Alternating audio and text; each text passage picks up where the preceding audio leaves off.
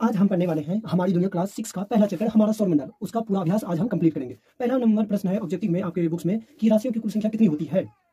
तो राशियों की कुल संख्या होती है 12। पहला प्रश्न का आंसर है 12। दूसरा है सूर्य की आकृति कैसी होती है या कैसी है। सूर्य का जो आकृति है वो कैसा है, गोल है। सूर्य की आकृति कैसा है, गोल है। तीसरा प्रश्न है सौर परिवार का मुखिया कौन है। जो हमारा सौरमंडल है जिसमें 8 ग्रह और एक सूर्य उपस्थित है और बहुत सारे क्षुद्र ग्रह एवं बहुत सारे ग्रह उपलब्ध है हमारे सौरमंडल में, उसमें से जो सौर परिवार का मुखिया कहा जाता है वो किसको कहा जाता है, सूर्य को कहा जाता है। सौर ग्रहों मतलब कि ग्रहों की कुल कितनी संख्या है, मतलब कि हमारे सौरमंडल में जो पूछ रहा है ग्रहों की कुल कितनी संख्या है, तो हमारे सौरमंडल में ग्रहों की संख्या है 8। सप्तऋषि कितने तारों का समूह है, तो सप्तऋषि जो तारा है वो 7 तारों का समूह है जो उत्तर दिशा में स्थित होता है। अब ये पूछा जाएगा कि अब खाली स्थानों को भरिए। पहला प्रश्न है पृथ्वी एक नक्षत्र को कितने दिनों में 10 दिनों में पार करती है, तो पृथ्वी जो है एक नक्षत्र को 14 दिनों में पार करती है। दूसरा प्रश्न है कि विषुवत रेखा पर ध्रुव तारा 10 दिखाई पड़ता है, मतलब कि जो विषुवत रेखा पर से देखने पर ध्रुव तारा जो कैसे दिखाई देता है, क्षिति दिखाई देता है। क्षिति मतलब रेखा पर ध्रुव तारा कैसे दिखाई देता है, क्षिति दिखाई पड़ता है। तीसरा नंबर प्रश्न है मंगल ग्रह और बृहस्पति ग्रह के बीच डैश पाए जाते हैं, मतलब मंगल ग्रह और बृहस्पति ग्रह के जो बीच है वो क्या पाया जाता है, क्षुद्र ग्रह पाया जाता है। बृहस्पति के 10 उपग्रह है, मतलब बृहस्पति ग्रह का जो है 63 उपग्रह है। कितना है, बृहस्पति ग्रह का 63 उपग्रह है। और 5वां नंबर प्रश्न है सूर्य का प्रकाश पृथ्वी तक लगभग 10 मिनट में पहुंचता है। सूर्य का प्रकाश पृथ्वी तक लगभग 8 मिनट में पहुंचता है, लगभग कितना, 8 मिनट में। और तीसरा नंबर प्रश्न है निम्न प्रश्नों का उत्तर दीजिए। पहला नंबर प्रश्न है तीसरा का फर्स्ट, सूर्य से दूरी के अनुसार विभिन्न ग्रहों का नाम लिखिए, मतलब सूर्य से जो दूरी के अनुसार विभिन्न ग्रहों का नाम है वो है पहला बुध, दूसरा शुक्र, तीसरा पृथ्वी, चौथा मंगल, पांचवा बृहस्पति, छठा शनि, सातवां यूरेनस, आठवां वरुण जिसे नेपट्यून कहा जाता है। दूसरा नंबर प्रश्न है सूर्य के सबसे नजदीक ग्रह का नाम क्या है, तो सूर्य का जो सबसे नजदीक ग्रह है बुध है। तीसरा नंबर प्रश्न है सौरमंडल का सबसे बड़ा ग्रह कौन है, तीसरा सौरमंडल का जो सबसे बड़ा ग्रह है वो है बृहस्पति ग्रह।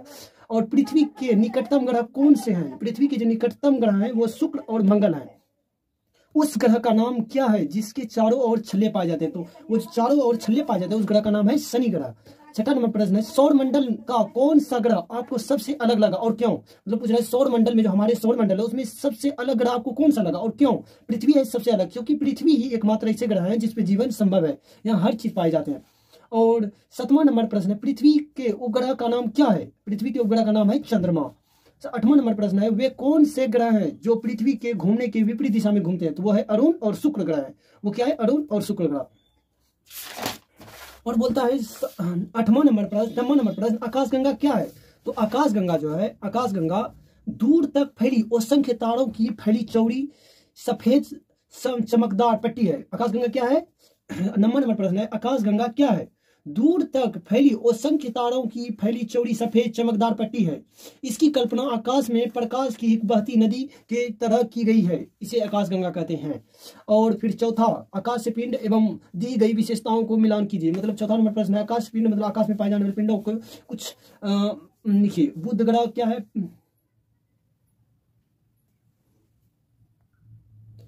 चौथा नंबर आकाश पिंड एवं दी गई विशेषताओं को सही मिलान कीजिए। तो पहला नंबर है बुध, पहला नंबर जो बुध ग्रह है, बुध सबसे छोटा ग्रह है, मतलब हमारे सौरमंडल का जो सबसे छोटा ग्रह है वो कौन है, बुध है।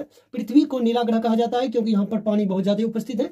और चंद्रमा जो है पृथ्वी का उपग्रह है। उल्का पिंड किसे कहते हैं, तो आकाश में चक्कर लगाने वाले पत्थरों के छोटे छोटे टुकड़े को आकाश पिंड उल्का पिंड कहते हैं। आकाशगंगा किसे कहते हैं, आकाशगंगा लाखों तारों का समूह होता है जिसे हम आकाशगंगा कहते हैं। ब्रह्मांड, तो ब्रह्मांड लाखों आकाशगंगाओं के समूह को कहते हैं। 5वां नंबर आप चर्चा कीजिए और एवं लिखिए। पहला नंबर प्रश्न है कई तारों सूर्य से बड़े हैं फिर भी छोटे क्यों दिखाई देते हैं, मतलब कोई पूछ रहा है कि कई तारे जो है सूर्य से भी बड़ा लेकिन वो क्यों छोटा दिखाई देता है, तो इसलिए देता है क्योंकि वो दूर स्थित है, दूर रहने के कारण। दूसरा नंबर प्रश्न है तारे आकाश में ही हैं फिर भी दिन में क्यों नहीं दिखाई देते, तारे जो है वो हमेशा आकाश में ही होते हैं लेकिन दिन में वो हमें क्यों नहीं दिखाई देते, क्योंकि सूर्य के प्रकाश के कारण। तीसरा नंबर प्रश्न है चंद्रमा तारों से छोटा है, मतलब चंद्रमा जो है हमारा सूर्य का अपने पृथ्वी का जो उपग्रह है चंद्रमा वो तारों से छोटा है फिर भी हमें बड़ा क्यों दिखाई देता है, क्योंकि वो पृथ्वी के नजदीक होने के कारण, पृथ्वी के जो नजदीक है चंद्रमा इसी कारण वो हमें बड़ा दिखाई देता है। और 6वां नंबर प्रश्न है अगर किसी आकाश पिंड में प्रकाश ना हो तो क्या वह हमें नजर आएगा, अपने उत्तर के पक्ष में तर्क रखिए। हाँ आएगा, क्योंकि देखिए चंद्रमा जो है वो भी एक आकाश पिंड है, चंद्रमा एक क्या है, आकाश पिंड है। उसके पास भी अपना प्रकाश स्वयं का नहीं है लेकिन वो सूर्य के प्रकाश से चमकता है, अतः वो नजर आ सकता है कोई आकाश पिंड जिसके पास अपना प्रकाश ना हो। 6वां नंबर प्रश्न में जो उसमें चुनने के लिए कह रहा है उसमें बुध है, मंगल है, शुक्र है, सूर्य है, बृहस्पति है, पृथ्वी है, शनि है, वरुण है, अरुण है, टाइटन है इत्यादि बहुत सारे। और सौरमंडल मॉडल जो बनाने को कह रहा है इस तरह सूर्य, बुध, शुक्र, शनि, पृथ्वी, मंगल, क्षुद्र ग्रह जो पाया जाएगा बृहस्पति, शनि, अरुण, वरुण और ये है दिशा, किस तरह घूम रहा है विपरीत दिशा में पृथ्वी की कौन सा ग्रह घूम रहा है, तो अरुण घूम रहा है, और फिर दूसरा कौन घूम रहा है, शुक्र घूम रहा है। इसी तरह हमको पूरा टोटल कंप्लीट अभ्यास हो गया।